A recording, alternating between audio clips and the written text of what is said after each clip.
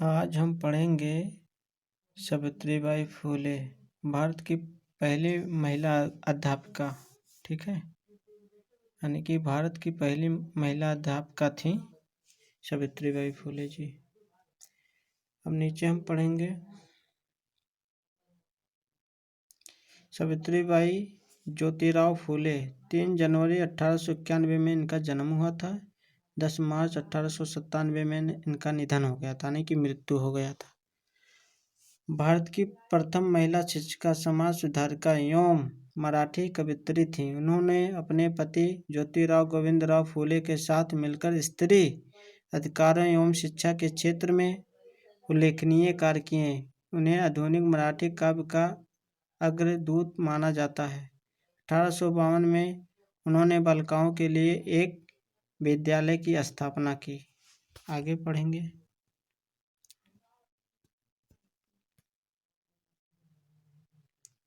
ये उनकी स्टैचू है, सावित्रीबाई फुले का चौक पुणे में है। ये दोनों पति पत्नी हैं। अब इनका परिचय पढ़ेंगे, जीवन परिचय, एक प्रकार का परिचय पढ़ते हैं ये पूरा। ठीक है।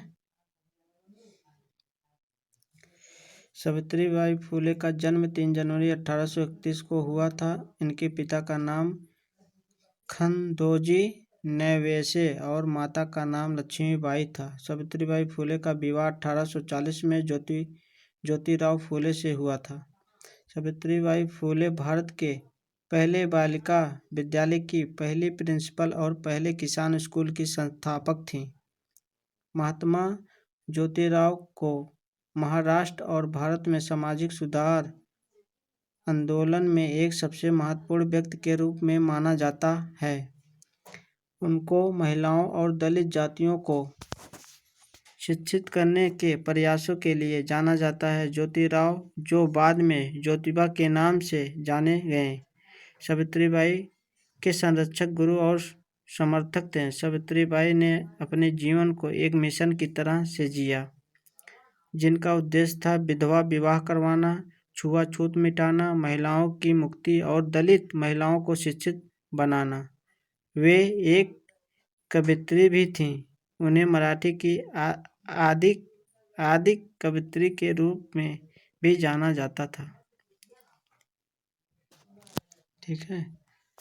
आगे हम देखेंगे सामाजिक मुश्किलें, देखेंगे कि समाज ने उनको क्या क्या दिया, कितना दुख दिया, पीड़ा दिया। ठीक है। वे स्कूल जाती थी तो विरोधी लोग उन पर पत्थर मारते थे, उन पर गंदगी फेंक देते थे। आज से 191 साल पहले बालिकाओं के लिए जब स्कूल खोलना पाप का काम माना जाता था, तब ऐसा होता था। यानी कि 191 साल अगर पीछे जावा तो अगर विद्यालय खोल देते हैं लड़कियों के लिए तो पाप के भागीदारी हो जाते थे। ऐसा उनका विचार था लोगों का, समाज का, उस समय समाज का। बट सावित्रीबाई फुले और ज्योतिबा फुले इनके समर्थक नहीं थे। वो कहते थे इनको शिक्षित करना होगा। ठीक है। तो आगे पढ़ेंगे। सावित्रीबाई पूरे देश की महानायिका हैं। हर बिरादरी और धर्म के लिए उन्होंने काम किया। जब सावित्रीबाई कन्याओं को पढ़ाने के लिए जाती थी तो रास्ते में लोग उन पर गंदगी, कीचड़, गोबर, मिष्ठा तक फेंका करते थे। सावित्रीबाई एक साड़ी अपने थैले में लेकर जाती थीं और स्कूल पहुंचकर गंदगी कर दी गई साड़ी बदल लेती थीं। अपने पथ पर चलते रहने की प्रेरणा बहुत अच्छे से देती थी। ठीक है। इतना उन्होंने संघर्ष किया, तब जाकर आज लड़कियों के अधिकार में पढ़ाई आया। वो भी आज़ादी के बाद डॉक्टर भीमराव अम्बेडकर जी ने उनका सपना पूरा भी किया। ठीक है। और संविधान बनाया। आगे पढ़ेंगे हम विद्यालय की स्थापना। विद्यालय की स्थापना पढ़ेंगे, नीचे वाला। ठीक है, नीचे वाला पढ़ेंगे। 5 सितंबर 1848 में पुणे में अपने पति के साथ मिलकर विभिन्न जातियों की 9 छात्रों के साथ उन्होंने महिलाओं के लिए एक विद्यालय की स्थापना की। एक वर्ष में सावित्रीबाई और महात्मा फुले 5 नए विद्यालय खोलने में सफल हुए।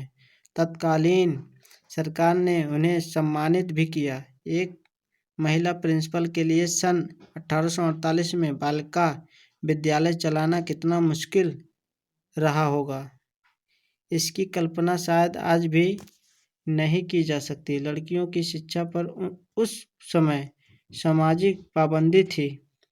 सावित्रीबाई फुले उस दौर में न सिर्फ खुद पढ़ी बल्कि दूसरी लड़कियों के पढ़ने का भी बंदोबस्त किया, यानी कि उस समय में अपना भी पढ़ी और दूसरे बालिकाओं के लिए भी पढ़ने का भी मार्ग बनाया,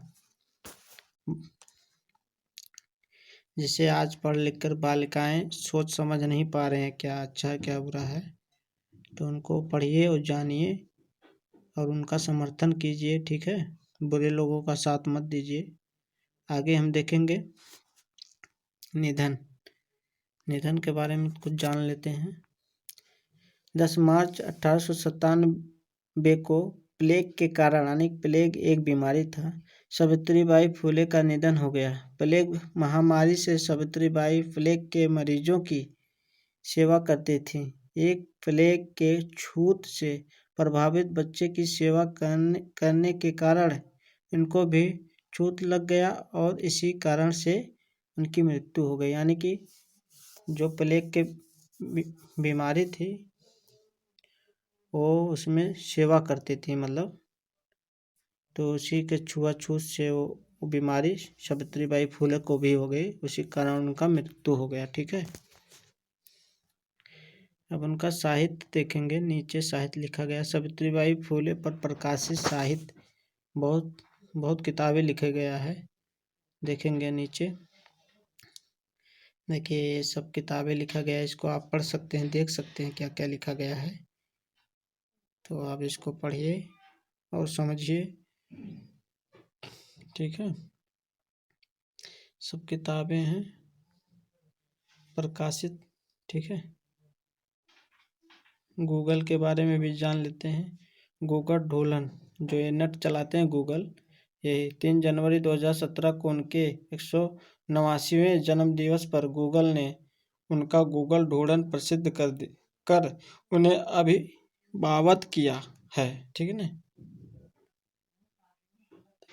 अभिवादन किया है, ठीक है। गूगल ने भी उनको सम्मानित दिया, ठीक है। तो हमने इतना पढ़ा और बहुत कुछ सीखा।